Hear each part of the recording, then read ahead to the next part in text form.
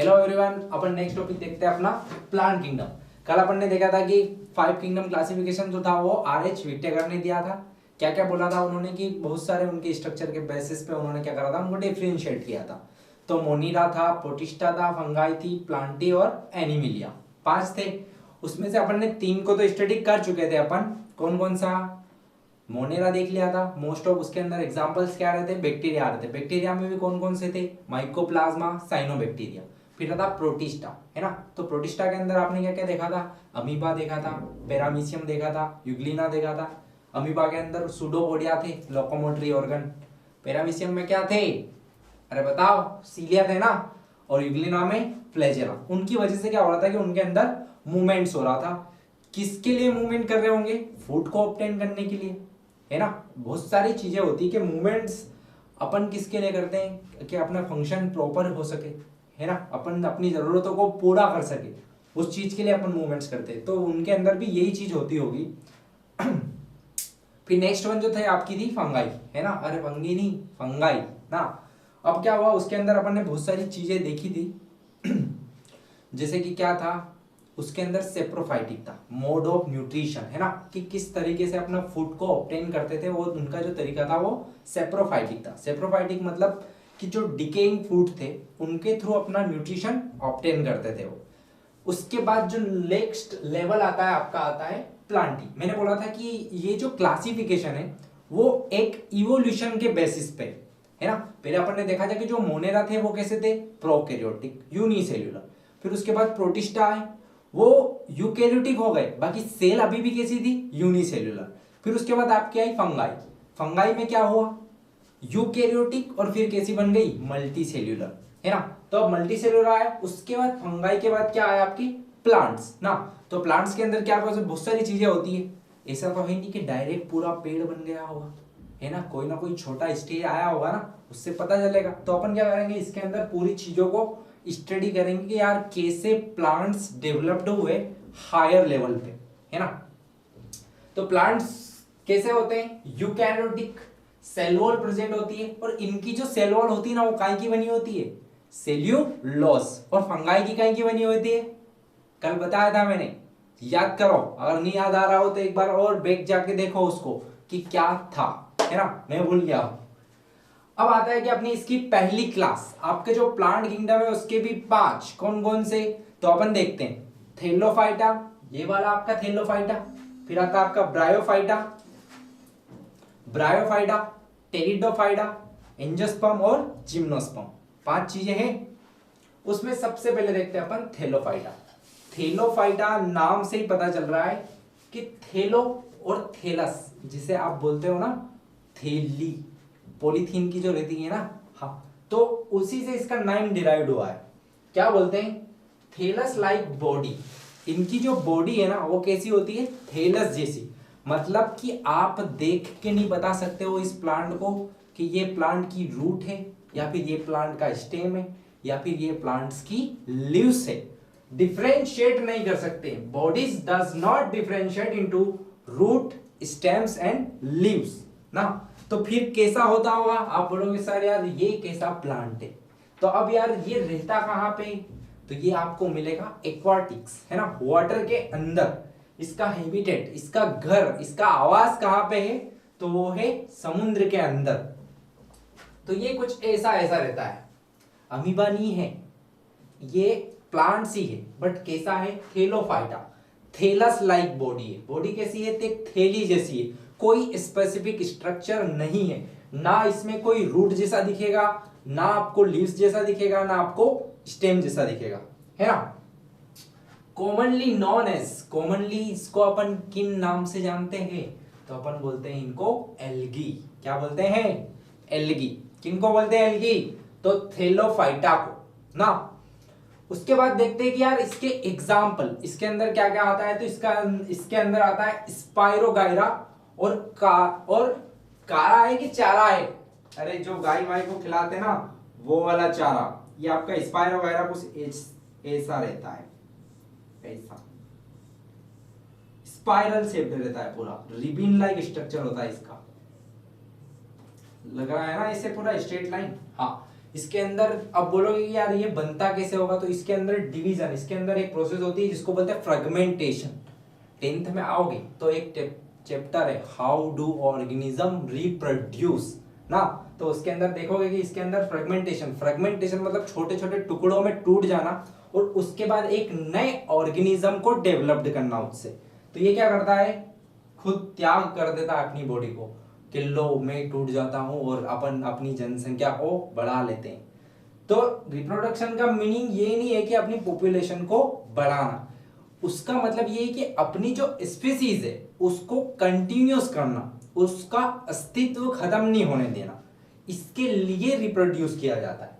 ऐसा तो है ही नहीं कि एक ही स्पायरोगायरा होगा, है ना, पहले हुआ होगा अभी कोई स्पायरोगायरा नहीं, अभी भी बहुत सारे। क्यों? क्योंकि इसके अंदर फ्रेगमेंटेशन से ऐसे टूट टूट के एक पीस क्या कर लेता है, ग्रोथ कर लेता है और एक नया स्पायरोगायरा बना लेता है। वैसे भी चारा भी ऐसा ही है ना, पर इसका स्ट्रक्चर कुछ अलग रहता है, वो अपने लेवल में नहीं है, अपने सिलेबस में नहीं है। 11th में आओगे तो बहुत अच्छे से पढ़ोगे, पूरी एल्गी का रहता है, जैसे क्लोरोफाइसी, फियोफाइसी, रुडोफाइसी, ये इनकी फैमिलीज होती है एल्गी की। अरे अपनी फैमिली होती है ना, तो ये भी इंसान नहीं है पर प्लांट से इनकी भी फैमिली होती है। हाँ वही चीज। अब नेक्स्ट वन अपनी क्लास जो आती है होता है ब्रायोफाइटा।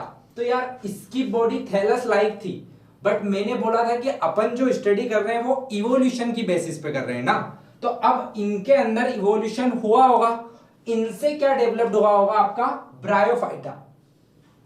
तो ब्रायोफाइटा जो है नॉन थैलस सेप्ड बॉडी, इनकी बॉडी थैलस जैसी नहीं है। तो आप बोलोगे सर अगर थैलस जैसी नहीं है तो फिर कैसी है? हाँ तो ऐसी है, देखो body can be differentiate into roots, stems and leaves, मतलब कि उनकी जो बॉडी है उसमें आप देख के बता सकते हो कि यार ये इसकी रूट्स है, ये इसकी लीव्स है, या फिर ये इसका स्टेम है ना। डिफरेंशिएट कर पा रहे हैं ना अपन कि इनकी बॉडी कैसी है। अब देखते हैं अपन ये कहां पे पाए जाते हैं, टेरेस्ट्रियल एंड एक्वाटिक। अब यार ये दोनों जगह पे रहते हैं, है ना, कहां पे, पानी में भी रहते हैं और अर्थ में भी रहते हैं, है ना, इन वाटर में भी और ऑन द अर्थ, दोनों ही जगह पे। अब यार ऐसी कंडीशनों को क्या बोला जाता है, तो इसके लिए इनके लिए एक स्पेसिफिक वर्ड यूज किया गया है। क्या वर्ड यूज किया है? इनको बोलते हैं amphibian, amphibian of plant kingdom. क्या बोलते हैं? Commonly called as amphibian of plant kingdom. ऐसा क्यों बोला है कि इनको एम्फीबियन ऑफ प्लांट किंगडम? अब अपन जब एनिमल किंगडम पढ़ेंगे ना, उस टाइम एक अपना किंगडम आएगा जिसको बोलेंगे अपन एम्फीबियन, है ना। एक किंगडम कौन सा होगा अपना? एम्फीबियंस। अब यार उन एम्फीबियंस की क्वालिटी क्या है ये बताता हूं। वो ऐसे हैं, जैसे एग्जांपल आता है आपका क्रोकोडाइल, है ना, क्रोकोडाइल देखा होगा, मगरमच्छ, है ना, वही है ना। तो क्रोकोडाइल के अंदर क्या क्वालिटी होती है, वो क्या करता है, पानी के अंदर भी रहता है और पानी के बाहर भी। मोस्ट ऑफ टाइम अगर जू घूमने गए होंगे तो आपने देखा होगा कि ठंड के टाइम है ना, मस्त बाहर आके पड़े हुए रहते हैं, सनलाइट को गेन करते हैं, है ना, वो खाना नहीं बना रहे। वो क्या होता है, पानी उस टाइम ज्यादा कूल होता है, तो वो अपनी होम्योस्टेसिस, मतलब अपनी बॉडी का जो इंटरनल टेम्परेचर है उसको मेंटेन करने के लिए बाहर आ जाते हैं। अब ऐसा तो है ही नहीं कि वो पानी से बाहर आने के बाद मर गए, है ना, उनकी डेथ हो गई, ऐसा कुछ हुआ क्या? नहीं ना। इसी जगह पे मैं बोलूं कि अगर कोई फिश है, उसको आप अगर पानी से बाहर निकालो, बोलो कि इसको थोड़ी देर में 2 मिनट बाहर निकाल देता हूँ, अच्छी धूप लग जाएगी, तो फिर धूप क्या, उसकी फोटो लग जाएगी, है ना। तो ऐसा नहीं होता। ऐसा क्यों नहीं हुआ फिश के साथ, और ऐसा क्यों नहीं हुआ क्रोकोडाइल के साथ? क्रोकोडाइल के अंदर क्वालिटी है, वो एक क्या बोलते हैं कि उनकी जो एक होम्योस्टेसिस है डेवलप्ड हो चुकी है, बाहर भी रहने की और पानी के अंदर भी रहने की, बट फिश के अंदर वो चीजें नहीं है। इसीलिए ये ऐसे हैं जो टेरेस्ट्रियल भी पाए जाते हैं, मतलब ऑन दी अर्थ भी रहेंगे और इन वाटर में भी रहेंगे। इसके लिए क्या बोला है इनको? Amphibians of plant kingdom. आ गया समझ में कि प्लांट किंगडम के एम्फीबियंस कौन है? तो ब्रायोफाइट्स है। आया। नेक्स्ट वन क्या बोलते हैं? Vascular tissue is absent. अब आप बोलो कि सर अपन ने तो पूरा टिश्यू चैप्टर पढ़ लिया और उसमें ये नाम तो कहीं आया ही नहीं। तो अब वेस्कुलर टिश्यू जो होते हैं ना, वो आपको पता है कौन कौन से होते हैं? वेस्कुलर टिश्यू 2 टाइप के होते हैं। कौन कौन से? एक आता है आपका जाइलम और सेकंड वन आता है आपका, बोलो क्या होता है? फ्लोएम। जाइलम जो किसका ट्रांसपोर्ट करवाता है? वाटर का। और फ्लोएम किसका ट्रांसपोर्ट करवाता है? तो फ्लोएम से फूड का। ठीक है, ऐसा कुछ होता है ना, ये आपका प्लांट, ये और इसके जो सेंटर पे वाला पार्ट होता है ना, इसको अपन बोलते हैं फ्लोएम, और इसके अराउंड वाला पार्ट जो होता है ना, इसको अपन बोलते हैं जाइलम। आगे समझ में दोनों क्लासेस? ठीक है, राइट डाउन।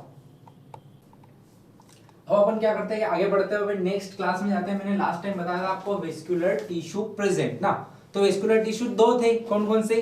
जाइलम और फ्लोएम, है ना, दोनों ही थे, जाइलम और फ्लोएम। अब जो अदर क्लासेस आएगी क्लासिफिकेशन की, उनके अंदर जाइलम भी प्रेजेंट है और फ्लोएम भी प्रेजेंट है। कौन कौन से होंगे? टेरिडोफाइटा, जिम्नोस्पर्म और एंजियोस्पर्म, ये तीन क्लासेस है ना, ये इनका क्लासिफिकेशन है। अब देखो धीरे धीरे एवोल्यूशन हुआ, थेलोफाइटा में उनकी बॉडी थैली जैसी थी, थैलस लाइक ना, बट अपन आए ब्रायोफाइटा, तो ब्रायोफाइटा में बॉडी डिफरेंशिएट हो चुकी थी, कहीं कहीं में रूट्स, स्टेम्स एंड लीव्स में। अब उसके बाद जो नेक्स्ट क्लास आता है आपका टेरिडोफाइटा, बट टेरिडोफाइटा में क्या चीज नहीं है? वेस्कुलर टिश्यू तो टेरिडोफाइटा में प्रेजेंट है, बट क्या नहीं है? तो नॉन फ्लावरिंग एंड सीडलेस, मतलब कि उनकी जो बॉडी होगी, उनकी जो प्लांट बॉडी होगी, उनके अंदर फ्लावर्स नहीं आएंगे और ना ही उनके अंदर सीड्स डेवलप्ड होंगे। तो आप बोलोगे यार सर ऐसा कैसे, क्यों ऐसा होगा? तो इसके लिए होगा कि अब इवोल्यूशन चल रहा है। यहां कहां अपन ने थेलोफाइटा में पढ़ा था क्या फ्लावर या फिर सीड के बारे में? ब्रायोफाइटा में पढ़ा था क्या अपन ने फ्लावर और सीड के बारे में? नहीं पढ़ा था, क्योंकि उनके अंदर वो चीज डेवलप्ड नहीं हुई थी, इसके लिए अपन ने पढ़ा भी नहीं था। बट यहाँ पे ये चीज मैंने यहां भी मना कर दी, मतलब कि ये टेरिडोफाइटा जो है, इसके अंदर भी फ्लावर और सीड नहीं होते हैं। तो अब यार ये तीनों तो एक फैमिली के हो गए, कौन कौन? थेलोफाइटा, ब्रायोफाइटा और टेरिडोफाइटा। कैसे? Thallophyta, bryophyta, pteridophyta have a naked embryo, seed को ही बोला जाता है बेटा एम्ब्रियो ना। एम्ब्रियो वो वाली स्टेज होती है कि जब फर्टिलाइजेशन के बाद एक स्टेज जाती है जिसके बाद उसका डेवलपमेंट होता है ना, उस वाली कंडीशन को बोला जाता है एम्ब्रियो, है ना। अब क्या होता है कि दैट आर कॉल्ड एज, जिसको अपन क्या बोलते हैं? Spore, therefore called as cryptogams. किसको किसको क्रिप्टोगेम्स बोलोगे? तो थेलोफाइटा, ब्रायोफाइटा और टेरिडोफाइटा। क्यों बोलोगे? क्योंकि ना ही इनके अंदर फ्लावर है और ना ही इनके अंदर सीड्स है। इसके अंदर जो एम्ब्रियो है वो नेक्ड है। कभी ऐसा देखा क्या आम की खाली गुठली? आप आम लेने गए हो और उसने गुठलियां तोल दी, सीड तोल दिया, ऐसा होगा नहीं, है ना। अगर ऐसा हुआ तो आप उसको कुछ ना कुछ तो गिफ्ट दे के आओगे, ये वाला कि यार हम पैसे दे रहे हैं और तू हमको सीड दे रहा है, बस इससे चलता है क्या? नहीं ना। तो वही चीज है। तो यहाँ पे भी उन्होंने बोला नेक्ड एम्ब्रियो। एम्ब्रियो जो रहता है पूरा नेक्ड रहता है, किसी चीज की कोई भी कवरिंग नहीं होती है ना। अब मैं आप बोलोगे कि सर इनके अंदर रिप्रोडक्शन कैसे होता होगा? ना इनके अंदर फ्लावर है ना इनके अंदर सीड है। जैसे मान लो कि अगर सीड होते तो अपन क्या करते? सीड को अंडरग्राउंड डालते, फिर पानी डालते, तो कुछ टाइम बाद वहां से क्या करता? प्लांट ग्रो हो जाता। फ्लावर होता तो उसके अंदर रिप्रोडक्टिव ऑर्गन होते। क्या ऑर्गन होते हैं ना, कौन कौन से? एंथर और ओवरी। एंथर के अंदर पोलन ग्रेन्स बनते हैं और ओवरी के अंदर ओव्यूल बनता है, एग बनता है। उनका फर्टिलाइज होने के बाद एक नया फ्लावर डेवलप्ड होता है ना। मतलब एक फूड बनेगा, फूड के अंदर अंदर क्या होगा? सीड, सीड से क्या बनेगा? प्लांट। तो वही चीज है। बट यहाँ पे जो इनका रिप्रोडक्टिव पार्ट रहता है, ऑर्गन रहता है, वो रहता है स्पोर। मतलब स्पोर एक ऐसी छोटी यूनिट होती है जो क्या करता है कि अनफेवरेबल कंडीशंस, जैसे कभी आपने देखा है कि गर्मी में किसान जो है ना वो खेती कर रहे हैं। करेगा क्या कोई पागल ऐसा है? गर्मी में पानी कहाँ से मिलेगा? बरसात के मौसम में ही खेती की जाएगी ना। फार्मर्स जो होते हैं उनका एक सीजन रहता है कि हाँ इस सीजन में ये वाली क्रॉप जो रहेगी कल्टीवेट की जाएगी। बट एक्चुअली में यहाँ पे क्या है, वो जो आपकी समर सीजन है वहां वो वाली कंडीशन नहीं मिलेगी तो ग्रोथ भी नहीं होगी, है ना। तो फेवरेबल कंडीशन का मतलब ये होता है कि ये जो स्पोर्स जो रहते हैं ना इनको भी एक कंडीशन मिलनी चाहिए इनकी ग्रोथ के लिए। वो कैसे कि टेम्परेचर थोड़ा कम हो, टेम्परेचर के अंदर ह्यूमिडिटी ज्यादा हो, मतलब आपकी जो एयर है ना वो ह्यूमस वाली होनी चाहिए। ह्यूमस मतलब जिसके अंदर वेपर फॉर्म जो हो वो ज्यादा हो, है ना। उसकी वजह से क्या होगा, उन कंडीशनों के अंदर आपका जो ये टेरिडोफाइटा है उसका जो एक स्पोर का फॉर्म है वो क्या कर लेगा, ग्रोथ कर लेगा और एक नए टेरिडोफाइटा को डेवलप कर देगा या फिर एक नए क्रिप्टोगेम्स को डेवलप कर देगा। क्रिप्टोगेमी किसको बोलते हैं अपन? थेलोफाइटा, ब्रायोफाइटा और टेरिडोफाइटा। आगे समझ में तीनों। इनकी बॉडी भी डिफरेंशिएट कर सकते हैं अपन कि आप आंखों से देख के बता सकते हो कि ये इस प्लांट का लीव्स है या फिर ये इसका स्टेम है या फिर ये इसकी रूट से, है ना। हमने देखा था कि उनके एग्जाम्पल्स भी बताए थे सभी के। अब अपन देखते हैं कि इनके एग्जाम्पल क्या है ना। टेरिडोफाइटा के एग्जाम्पल जो है वो है फर्न्स और मर्सेलिया। ये एक मर्सेंटिया किसका था? ब्रायोफाइटा का। और ये मर्सेलिया किसका है? टेरिडोफाइटा। ये फाइटा फाइटा फाइटा, है ना। तो ये उनके नाम जो है ना ये लेटिन वर्ड से बने, है ना। तो अब यार ये तो आपको अगर क्वेश्चन अराइज होता हो कि सर इनके ऐसे नाम क्यों हैं, तो आप उन्हीं साइंटिस्ट से बात करना जो थे कभी, है ना। वो पॉसिबल नहीं है। नेक्स्ट वन अपन आते हैं जिनके अंदर फ्लावरिंग है और सीड बियरिंग है, मतलब उनके अंदर फ्लावर भी ग्रो करते हैं और उनके पास अपने सीड्स भी होते हैं। तो अब ये तो भाई दोनों टाइप से प्रोडक्ट्स कर सकते हैं। इनके पास फ्लावर भी है, उससे फूड बना के कर लेंगे, या फिर सीड है उसको ग्रोथ करवा के कर लेंगे, है ना। बट इनके अंदर ऐसा नहीं था, इनको भगवान ने नहीं दी थी वो चीज, बट इनको क्या दिया था? तो स्पोर दिया था। तो देखो डेवलपमेंट हो रहा है कहीं से कहीं तक। यहाँ पे फ्लावर और सीड नहीं थे, बट जब नेक्स्ट जनरेशन गए, जब थोड़ा टाइम बीता, उसके बाद इन्हीं प्लांट्स के अंदर ये चीजें क्या हो गई? डेवलप्ड हो गई। मतलब इनके अंदर क्या हो गया? इवोल्यूशन, है ना। फ्लावरिंग और सीड दोनों ही चीजें आ गई।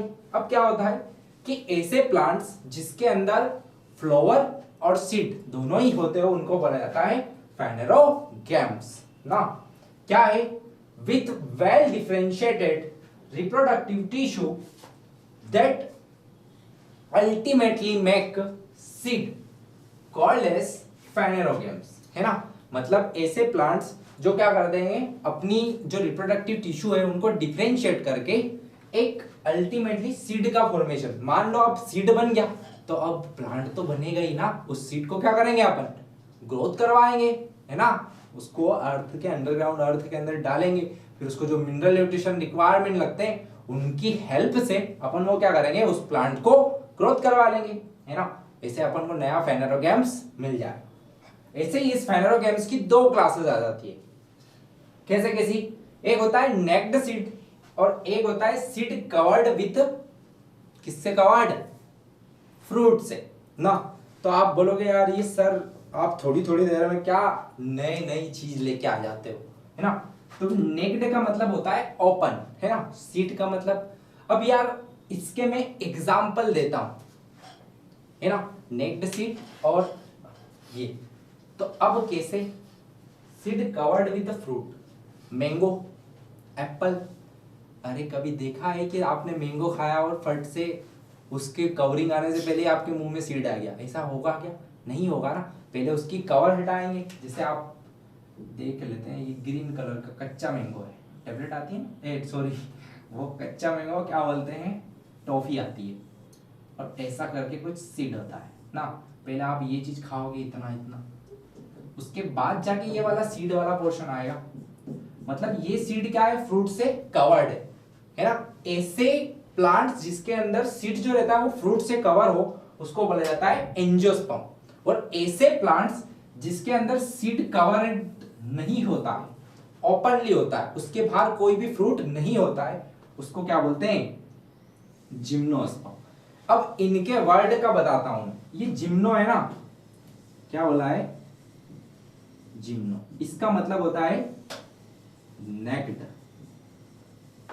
जिम्नो का मतलब क्या होता है, नेक्ड। और इस स्पर्म का मतलब होता है सीड। आ गया समझ में, कैसा सीड, नेक्ड सीड, उसी को क्या बोलते हैं, जिम्नोस्पर्म। ऐसे इनके नामों में भी वो चीज है, बट अपन यहाँ पे ये अपने लिए ज्यादा इंपॉर्टेंट ना, क्योंकि अपने यूज में आते हैं ये, है ना। अरे टेरिडोफाइटा को कोई खाता है क्या, नहीं खाता है ना, एंजियोस्पर्म। अब यार ये जो एंजियो वर्ड है, एंजियो और स्पर्म, अब यार आपको स्पर्म का वर्ड तो पता चल गया कि किसको बोलते हैं, सीड को, बट एंजियो किसको बोला जाता होगा, किसको बोलते होंगे। अरे ये नेक्ड सीड है, तो ये कैसा होगा, कवर्ड विथ फ्रूट।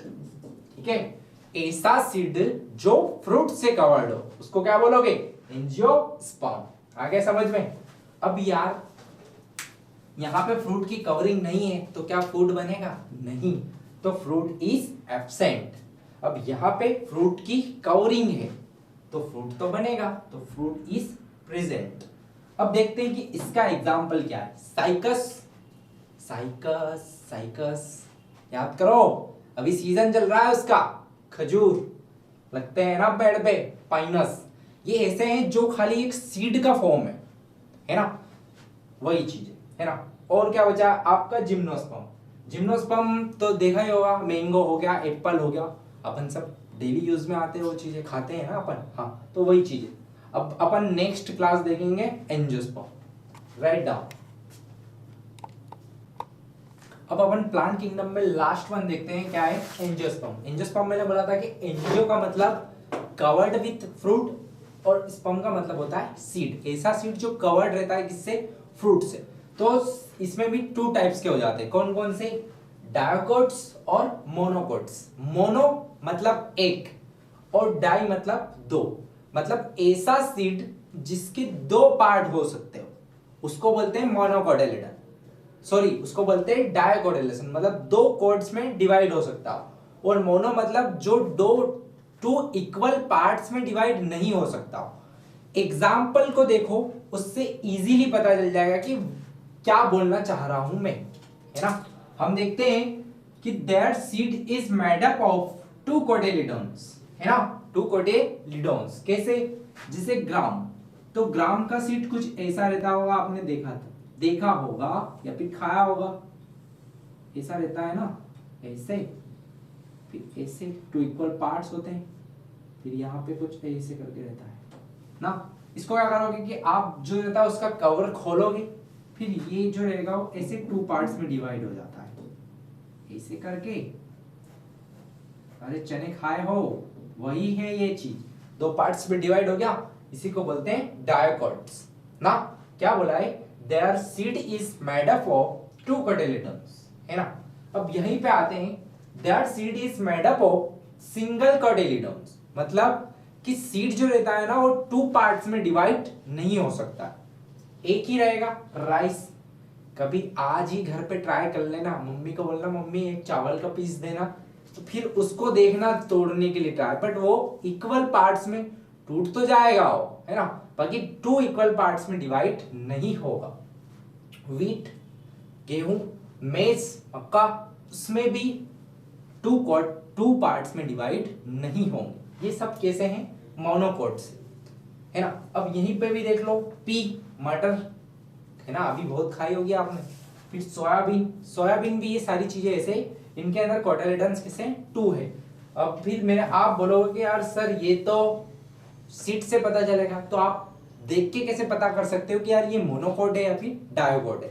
तो कोई प्लांट है तो उसकी लीव्स होगी, है ना, अरे होगी ना, अगर प्लांट से अपन हायर लेवल को पढ़ रहे हैं तो इनके अंदर लीव्स भी है, स्टेम्स भी है और रूट्स भी है।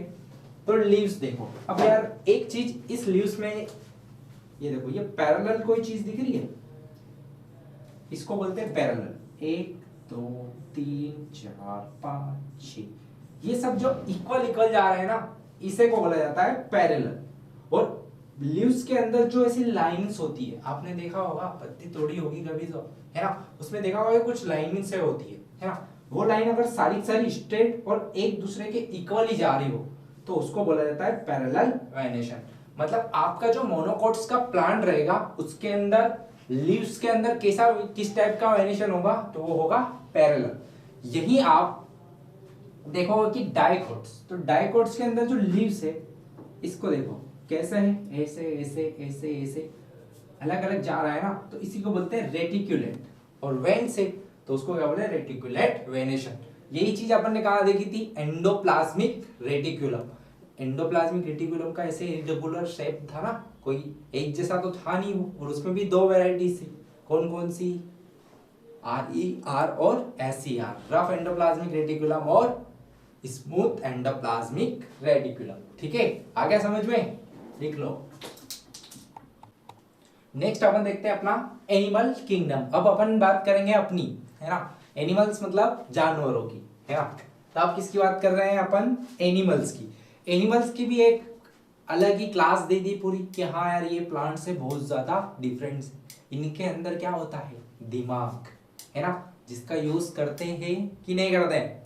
मैं तो पढ़ता हूं, तुम्हारा मेरे को नहीं पता है ना, आपका मुझे नहीं पता है कि आप उसका यूज करते हो या नहीं करते हो, है ना।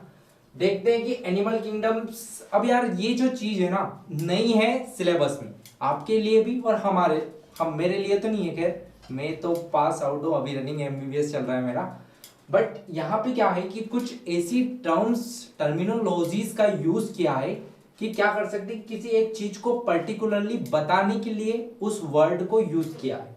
तो क्या है कि उनके बारे में पता करना या फिर उनकी स्टडी करना वो आपके लिए थोड़ा टफ लगेगा। आपको बोलोगे कि आप सोचोगे कि यार क्या है ये, व्हाट इज दिस, थोड़ी थोड़ी देर में नए नए वर्ड्स आ रहे हैं, है ना, आप सोचोगे।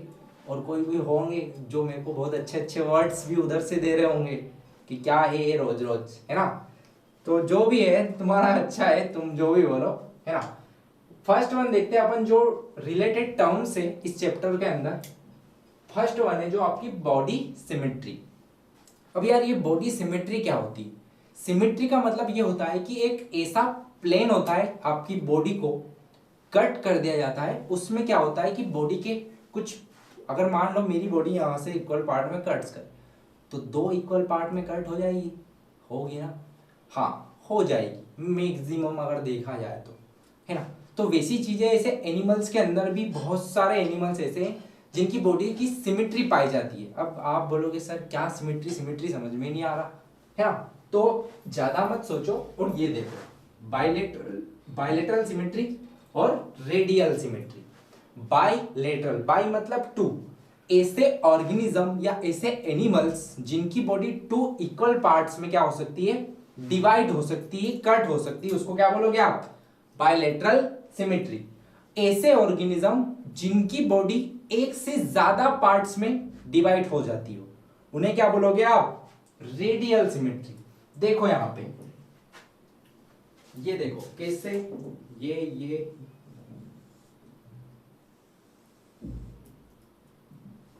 ये टू इक्वल पार्ट्स में कट हो गई है, एक ये वाला और एक ये वाला, तो ऐसी सिमेट्री को क्या बोलोगे, बायलेटरल सिमेट्री। और रेडियल सिमेट्री, अब इसको कैसे कट करोगे, रेडियल का मतलब दो इक्वल पार्ट्स में, ये हो गया, यहां से हो गया, यहां से हो गया, हर एक पार्ट जो आएगा बॉडी का वो कैसा होगा, सिमिलर होगा, जिस भी तरीके से आप उसको कट करोगे। ऐसी सिमेट्री को क्या बोलते हैं, रेडियल सिमेट्री, है ना। अब ये बायलेटरल सिमेट्री का एक एग्जांपल देता हूं, एग्जांपल तो नहीं है, खैर वो भगवान है ना, भोलेनाथ, है ना, अभी उनके दिन आने वाले हैं, है ना। तो अब क्या है कि उनकी चीजें क्या है कि आपने उनकी कुछ ऐसी सीनरीज देखी होगी जिसमें एक साइड पार्वती जी का पोर्शन रहता है और एक साइड किनका, भोलेनाथ का, है ना। तो वो जो दोनों अलग अलग जो दिख रहे हैं ना, उसी सिमेट्री को बोला जाता है बायलेटरल, है ना, दोनों अलग अलग, है ना। एग्जाम्पल के लिए ऐसा, अब वो बोलने के लिए है वो चीजें, बट भगवान है ना, वही चीज। एग्जाम आपको समझ में आया इसके लिए बताया मैंने, कोई लेना देना नहीं है इसे। फिर नेक्स्ट आता है आपकी जर्म सेल। अब यार ये क्या होता है, तो जर्म सेल अपन ने क्या हुआ था, जब सेल चैप्टर पढ़ा था उसमें भी मैंने बताया था, है ना, कि जर्म सेल वो होती है जो सबसे जिससे किसी नई चीज की फॉर्मेशन होता है ना, उत्पत्ति होती है, उसे बोलते हैं जर्म सेल।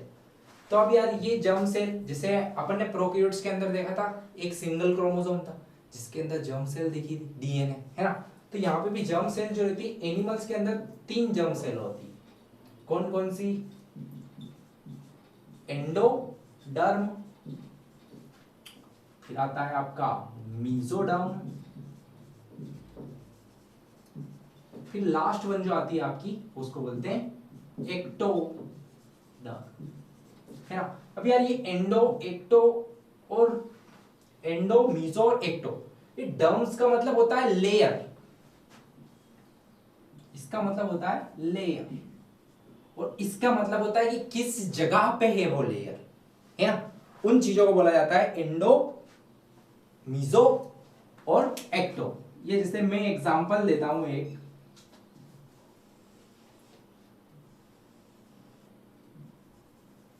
ये जो है आपका जो सेंटर वाली सेल है, एक सेल ये, इसको अच्छे से बना लेता हूं। कोई भी बायोलॉजी टफ नहीं है, थोड़ा सा दिमाग लगाओ, इंटरेस्ट जगाओ, अच्छा सब्जेक्ट है।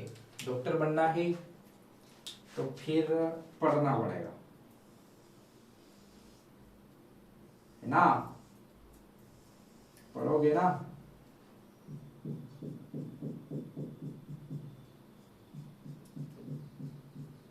जब क्या होता है कि किसी नई चीज का फॉर्मेशन होता है, कोई नया एनिमल बन रहा रहता है, तो उसका जो सबसे कंडीशन रहती है एम्ब्रियो वाली, जब माँ के पेट में वाली कंडीशन रहती है ना, वो ऐसी रहती है। अब ये जो अंदर वाली लेयर है ना, इसको बोलते हैं एंडोडर्म, और ये जो बाहर वाली लेयर है ना, इसको बोलते हैं, अब अंदर है तो एंडो और बाहर है मतलब एक्टो, एक्टोडर्म। अब एक जगह और बच गई आपकी बीच वाली, तो ये जो ग्रीन ग्रीन कलर का पार्ट है, ये क्या हो गया आपका मीजो। आ गया समझ में? अब इसको मैंने इसके लिए बताया कि आपकी जो एनसीईआरटी उसमें 2 वर्ड यूज किया जाएगा, एक होगा डिप्लोब्लास्टिक और एक होगा ट्रिप्लोब्लास्टिक। डिप्लो मतलब कि ऐसा ऑर्गेनिज्म जिसका पूरी बॉडी किसी 2 लेयर से मिलकर बनी हो। 2 लेयर कौन कौन सी हो सकती है? या तो एंडोडर्म या फिर एक्टोडर्म, या एंडोडर्म मीजोडर्म या एक्टोडर्म मीजोडर्म। कोई 2 लेयर मिलके पूरा ऑर्गेनिज्म बना रही, पूरा एनिमल को बना रही है, उसको क्या बोलोगे? डिप्लोब्लास्टिक, है ना। और कोई ऐसा ऑर्गेनिज्म जो तीनों लेयर से मिलके बनता हो, जैसे अपन कैसे हैं? ट्रिप्लोब्लास्टिक। अपने अंदर एंडोमेट्रियम भी है, एक्टोमेट्रियम भी है और एंडोडर्म भी है, मीजोडर्म भी है और एक्टोडर्म्स, तीनों की तीनों लेयर से अपनी पूरी बॉडी जो रहती है उसका फॉर्मेशन होता है। ऐसे ऑर्गेनिज्म को क्या बोलते हैं? ट्रिप्लोब्लास्टिक। क्या क्या कंडीशन है? 2। अगर 2 लेयर्स हो तो क्या बोलोगे?